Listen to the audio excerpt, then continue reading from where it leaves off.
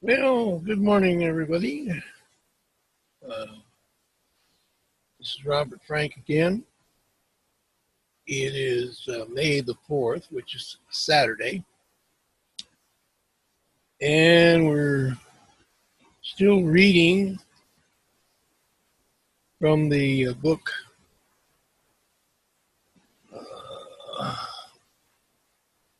Veskaya, Born for Love.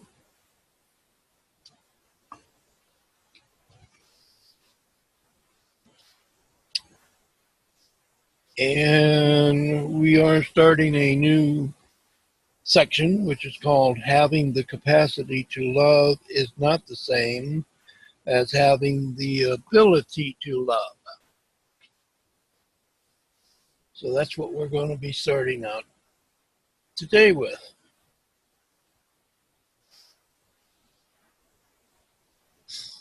Other than that, it's really a nice day, sunny.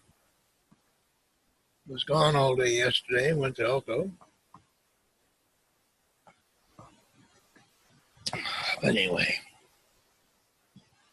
we'll start off with the first segment, and the first one is called Change for the Sake of Love. Unless we are willing to change, the possibility of sustaining a long-lasting relationship is slim. When two comparative strangers make a commitment to unite, each brings a unique history, beliefs, and habits. Some will be highly incompatible. If the relationship is to survive, it will mean that we will have to compromise, adjust, and be flexible.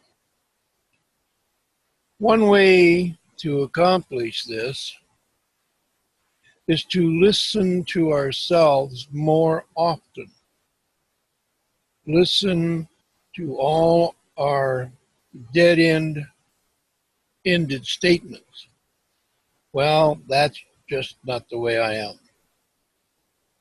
I'm too old to change.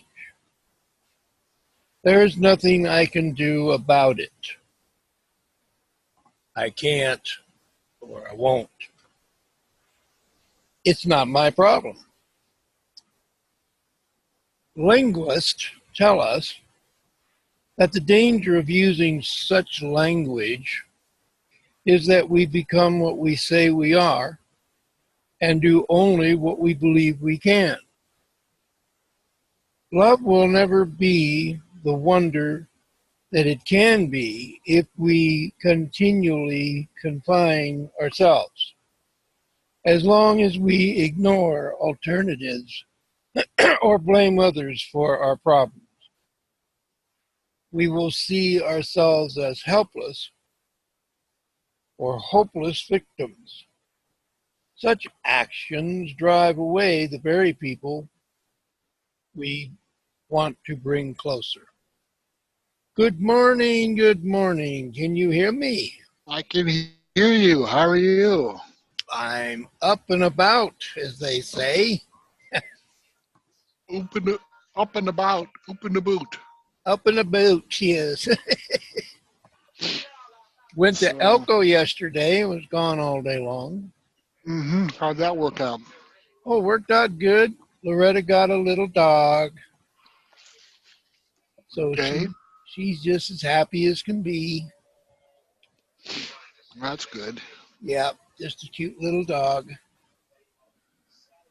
And Was it a rescue dog or was it oh no, it's just a little companion type.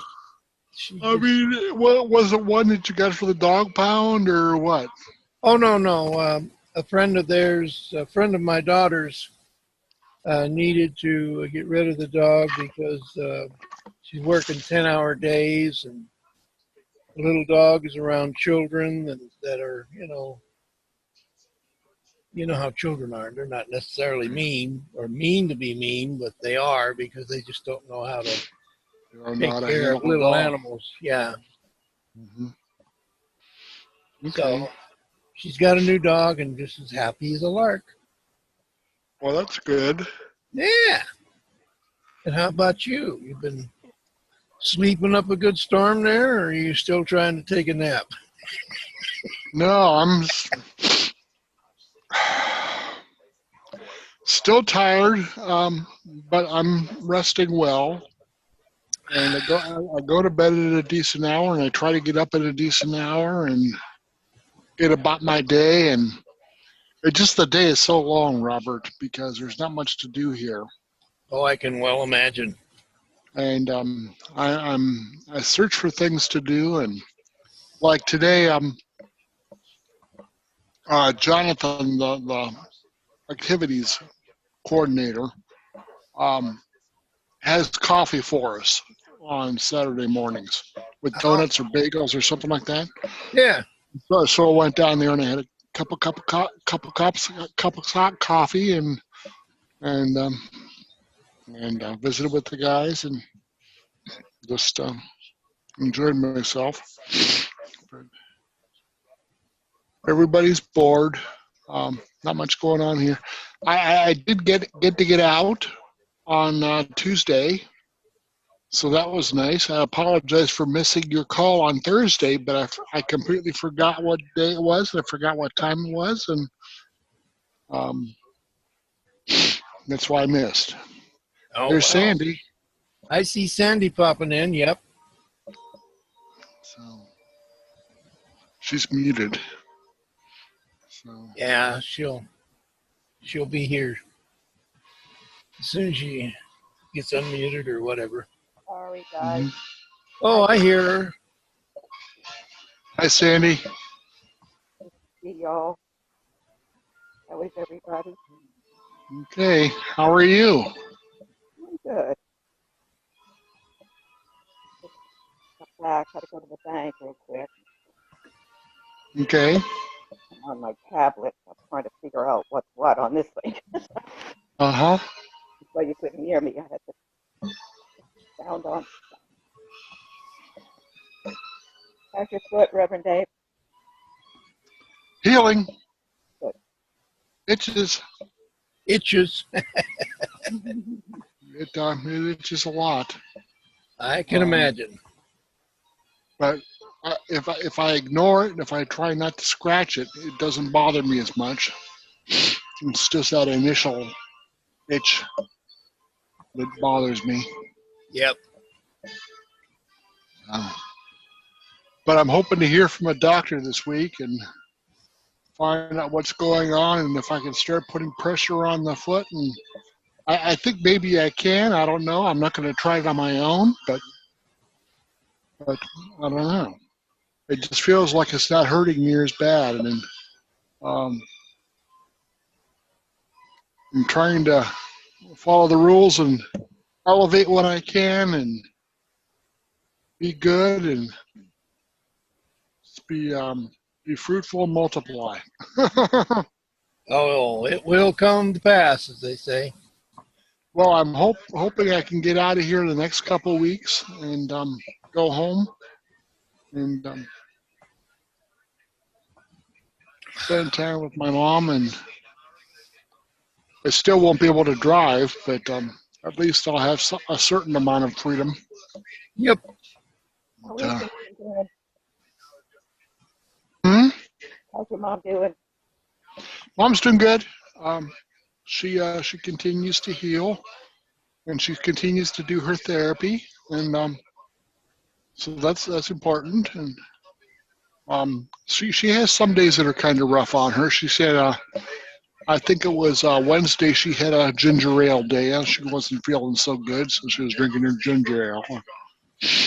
And like I said, Tuesday I went out with my sister and went to my favorite restaurant and had a bite to eat and enjoyed that and visited with one of my girlfriends and she's glad to see me and And you said you got a new wheelchair too. yeah. It's smaller. Um, it's not near as wide, so it's going to fit in the doors easier. Well, that's And good. As a result, it'll be easier to get around. And it also appears to be lighter, so my sister won't have as much trouble putting it into the back of her car when we go out. And I'm just contemplating going out again next week, maybe sometime, and doing something else. My sister's coming here today, so if she comes in, I'll have to click off. But she's bringing pizzones. Do you know those pizzones from Pizza Hut? Vaguely, yes. They're like a double crusted pizza. Yeah. That you dip in marinara sauce, and it's really good. Cool. What is it, And Reverend Dave? it's called a pizzone, P-Z-O-N-E. And it's really good. It's like half a pizza. It's like they take a pizza and fold it over, Mm-hmm. and then they bake it. Calzone. Like a calzone. Well, sort of like a calzone, yeah, but it's bigger. It's like folded over. I So have it's a guy maybe trying to get into a program, and he's not able to get in. So I'll be back. Okay.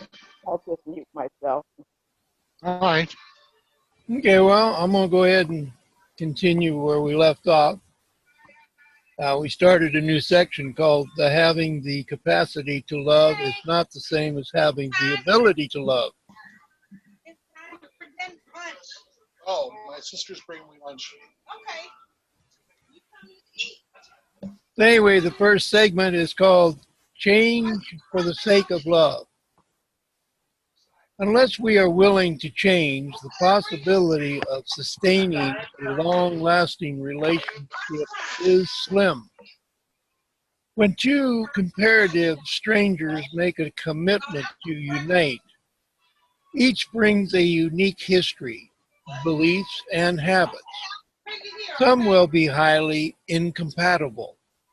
If the relationship is to survive, it will mean that we will have to compromise or adjust and be flexible. One way to accomplish this is to listen to ourselves more often. Listen to all our dead-ended statements, like, well, that's just not the way I am, or I'm too old to change, or there's nothing I can do about it, or I just can't, or I just won't, or it's not my problem. Linguists tell us that the danger of using such language is that we become what we say we are and do only what we believe we can. Love will never be the wonder that it can be if we continually confine ourselves. As long as we ignore alternatives or blame others for our problems, we will see ourselves as helpless or hopeless victims. Such actions drive away the very people we want to bring closer. And down below, a quote by Henry David Thoreau: I know of no more encouraging fact that the unquestionable ability of man to elevate his life by conscious endeavor. Very good. But I think we lost Reverend Dave. Not sure where he went, but he popped out.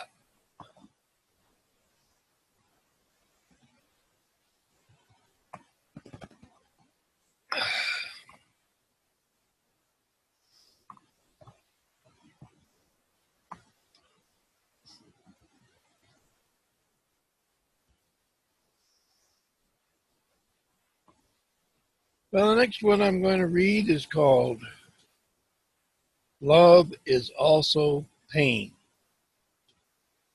It is often difficult to imagine that there is anything good about pain. The moment we feel it, we look for immediate relief.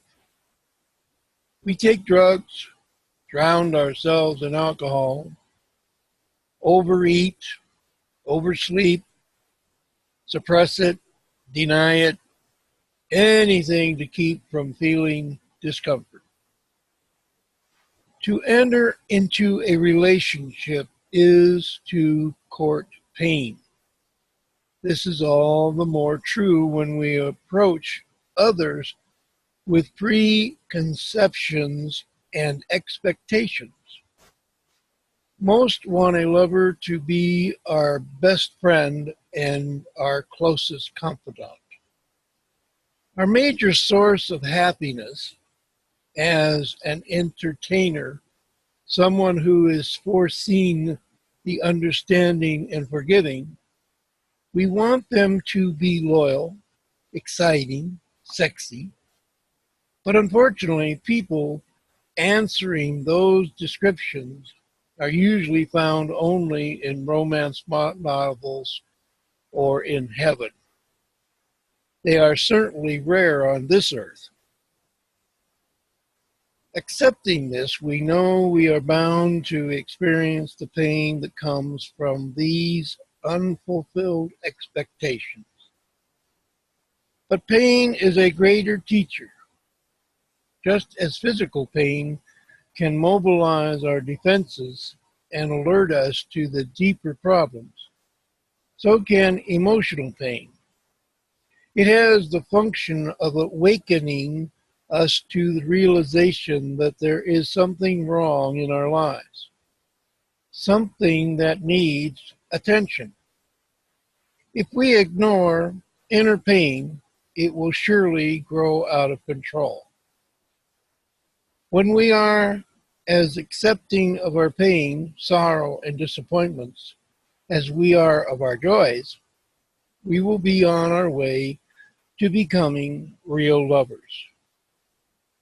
Quote below by Skag Cowan: problems are messages.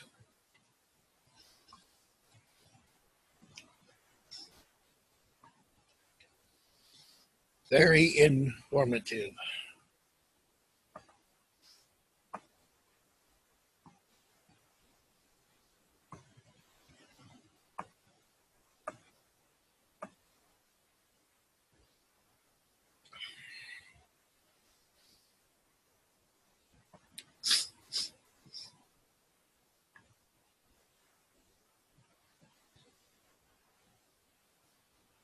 Okay, the next little segment that I'm going to read is called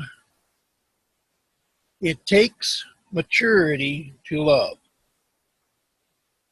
I have come to the conclusion that the number of years we have lived has very little to do with maturity. There are children with more sensitivity and sense of responsibility than those who are raising them. Maturity entails a great deal more than just reaching full growth.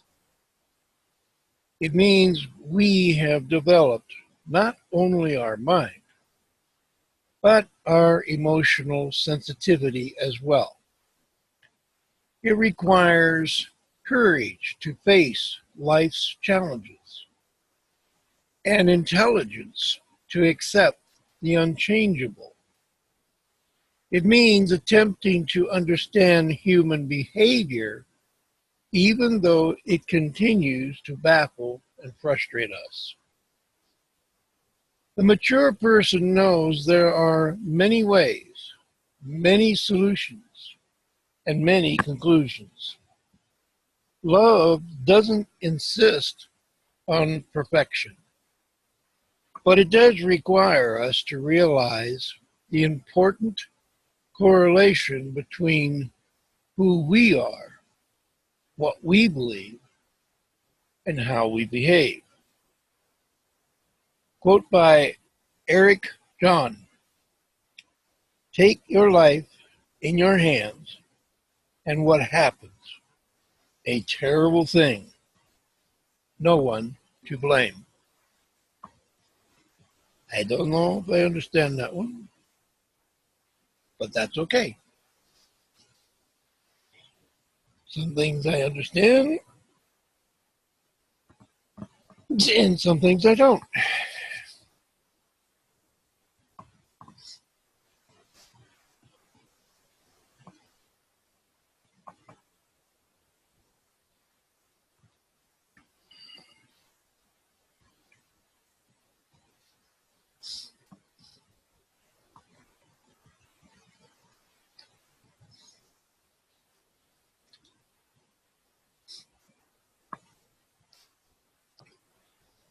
Okay, the next little segment that I will read is called "If It Seems That Love Has Let You Down." Anyone who has ever loved has felt its sting. When we enter into a relationship, we hope we will get what we want. When our desires meet in compatibility, there is love. When they conflict, there is confrontation. Even love cows under such relentless pressures. It is natural to want to avoid repeated painful experiences. We become overly cautious or shy away from anything that even hints at potential pain. We schedule ourselves behind defensive walls, and in so doing, we feel that we can escape the perils of intimacy. There may be comfort in retreat, but it doesn't last long. The reality is that we cannot live without people, nor can we live without love. So when relationships end, we have no choice but to start again. We must get up and get out. Lovers will not search for us in fairy tale castles, and knights in shining armor are long gone. The best way to come back to life is to give it. It will take time to pick up the pieces, but having experienced the puzzle will make it easier to develop a new pattern next time. Remember that it wasn't love that put our lives on hold. Like life itself, love is always there, waiting, as challenging and promising as ever. And a quote by Isaac Dinson: "I think that these difficult times have helped me to understand better than before how infinitely rich and beautiful life is, every way, and that so many things that one goes around worrying about are of no importance whatsoever."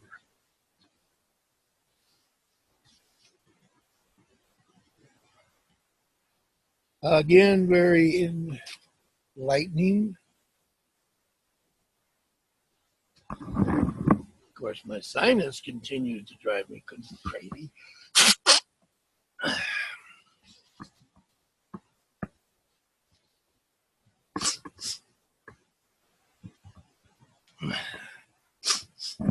But, oh well. So goes life, as they say.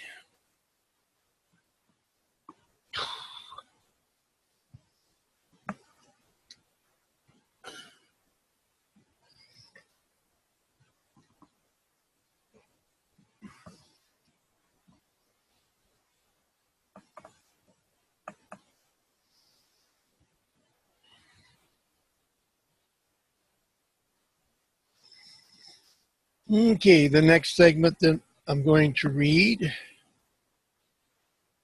is called Nagging Ourselves Out of Love.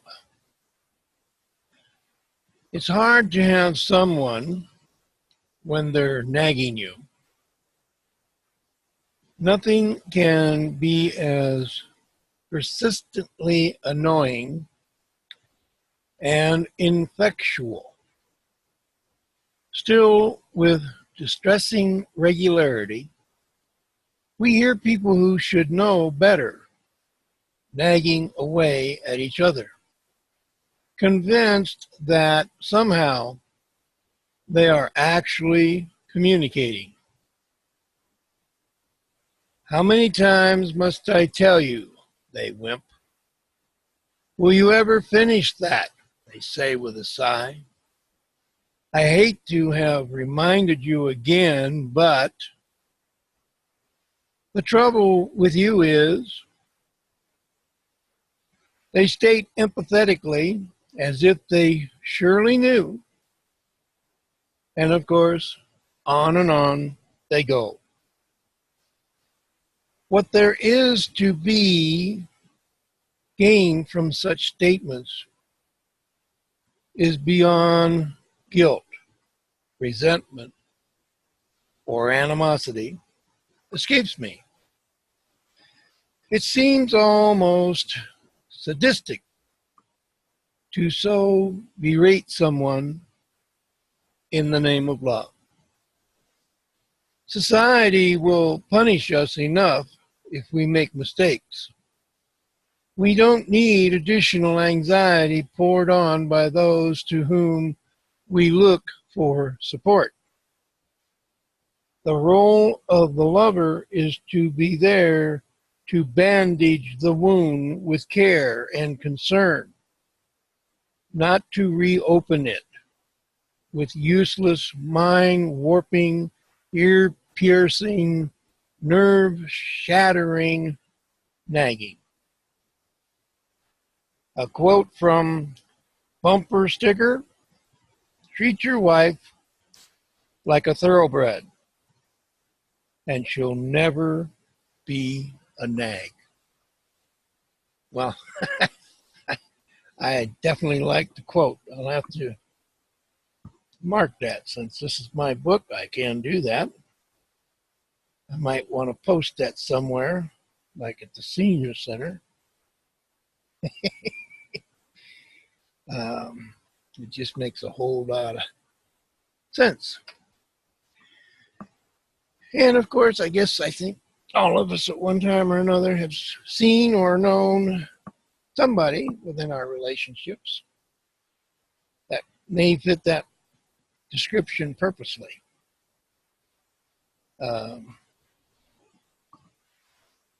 And all I can say is that's kind of sad, but hey, life goes on. Oh-do-do.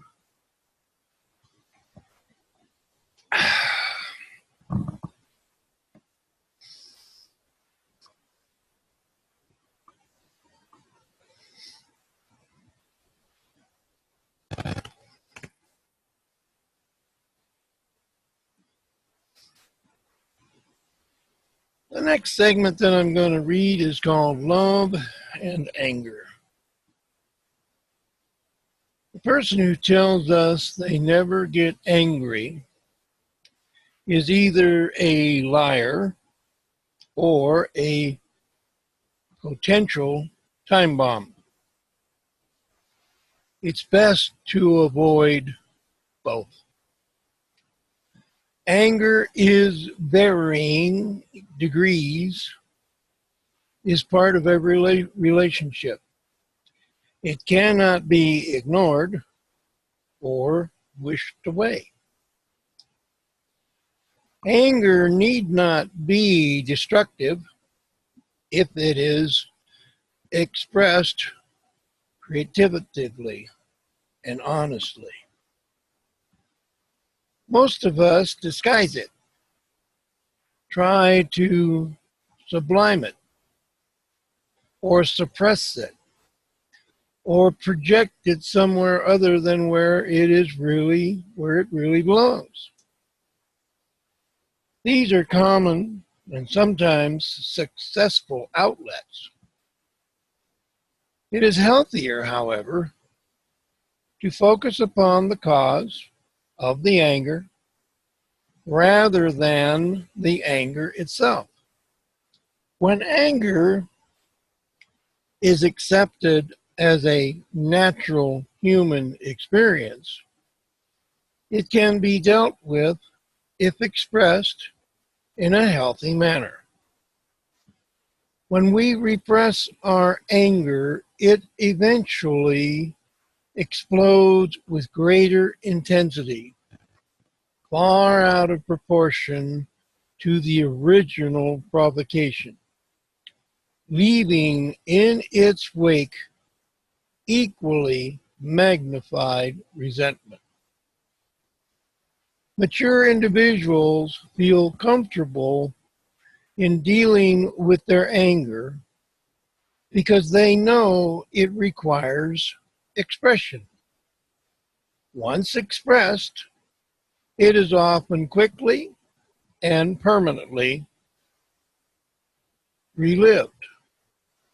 If repressed, it always festers and finds expression in calamity. And here's a quote by Billie Holiday. Sometimes it's worse to win a fight than to lose.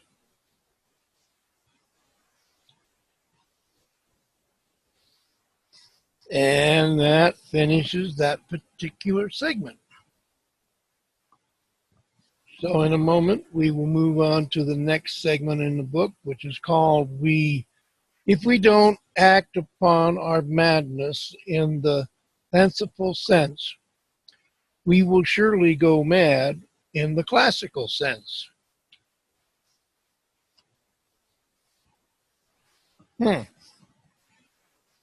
That in itself kind of leaves a little bit of doubt exactly what we're going to be talking about here.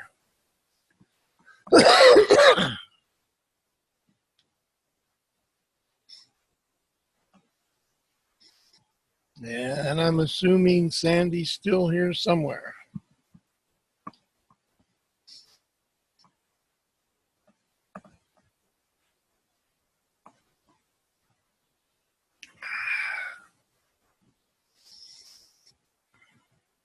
I'm still here, Robert. Ah, I'm going to find these paperwork things on my.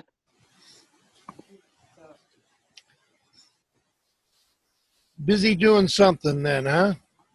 Well, doing something. So, I'm just returning from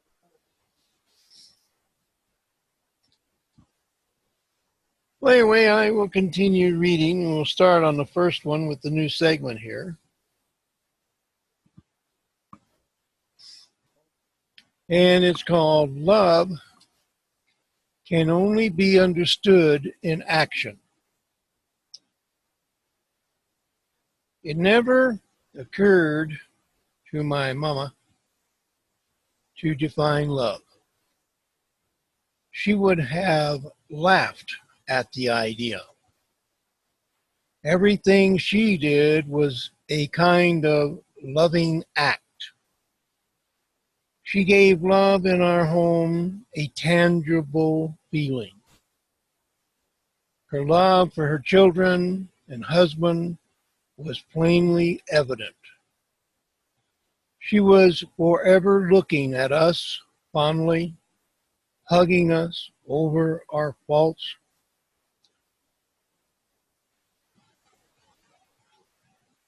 protestinations, or sharing in our laughter or tears.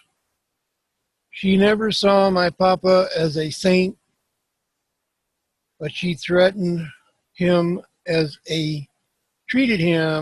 as a very likely candidate. You could feel her high level of spiritual love, her active love, thought and deed was an affirmation of the presence of God. Love for Mama was not something she thought or talked about. It was something she lived in action. She showed us, as Mother Teresa has, that love is found in sweeping a floor, cleaning a sink, caring for someone that's ill, or offering a comforting embrace. Mama, without trying, taught us the greatest, most enduring lesson of our lives, that love is far more than a feeling. It is something to be lived and acted upon, day in and day out. And a quote by Isadora Duncan: all that is necessary to make this world a better place to live is to love. To love as Christ loved, as Buddha loved, and all prophets loved. True, true, true, true.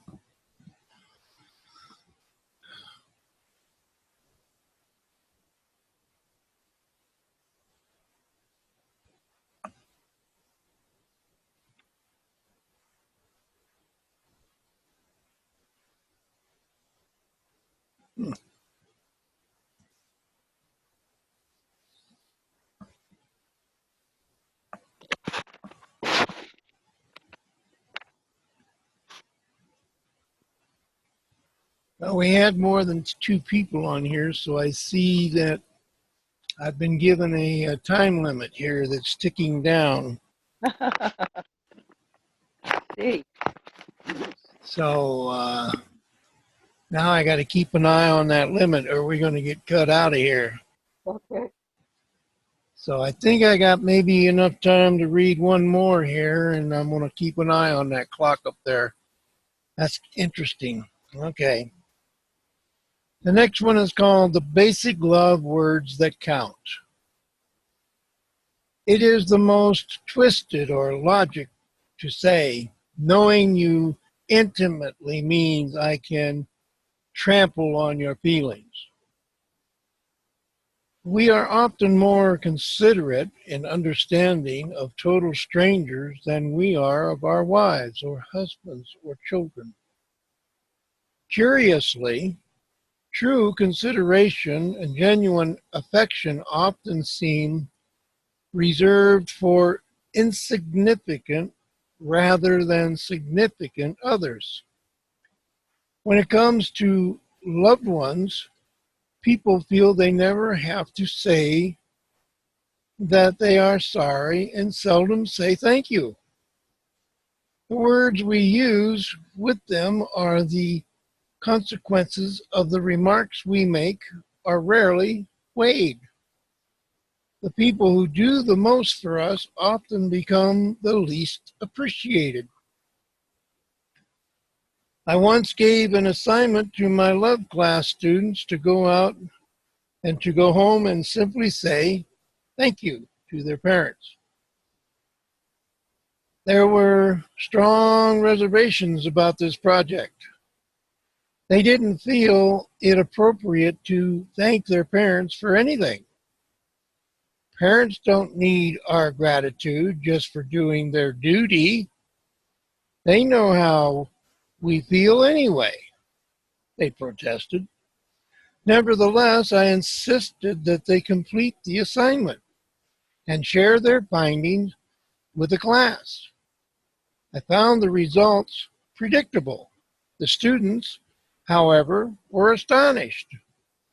Nearly every one of them found that their one simple expression of gratitude made a real impact. After recovering from the initial shock, the parents were overjoyed. Some actually cried with unexpected delight and surprise. A kind word, sincerely stated, can work magic. most notably in relationships where the magic is gone. We are never so sophisticated or so comfortable in a relationship that the little niceties can be neglected. If they are good enough for total strangers, they are certainly good enough for the people we love. And a quote by Henry David Thoreau, the only way to speak the truth is to speak lovingly. And so, excuse me, I'm going to quit on the reading part of that, only because according to the clock, we have less than 5 minutes here to chat. And I guess I would rather be in a position to say, I love you all. And hope to see you soon. And won't be back till Tuesday. Okay. We'll see you. And instead of getting kicked off in half a sentence, Yeah. I'm watching the clock. Still got a couple minutes here. I'll see everybody hopefully on Tuesday. Hopefully Reverend Dave can jump back in on Tuesday. It was fun to have him pop in because he's doing quite well. And so I hope to see everybody on Tuesday, and everybody have a great and fantastic day. And before I close, I do, because you came in just behind Reverend Dave, went to Elko yesterday, and Loretta got a little dog. And she's so happy that she got a little dog. Now, who's that? She got a little dog. Who did? Loretta, my girlfriend. Oh, Yeah, she got a little dog, and she's just as happy as can be. Such a cute little dog. Weighs about 2.5 pounds. And Rascal hasn't seen his new girlfriend yet. Her name is Coco. oh. And it's going to be strange because her new dog is 2.5 pounds and Rascal's 3. Ah. So I don't know if he's going to know what to do about that. So anyway, I'll let you go, and I'll see you hopefully on Tuesday. Okay, Robert. God bless. See you soon. All right. God bless you, and you have a great day. Yep. All right. Bye-bye.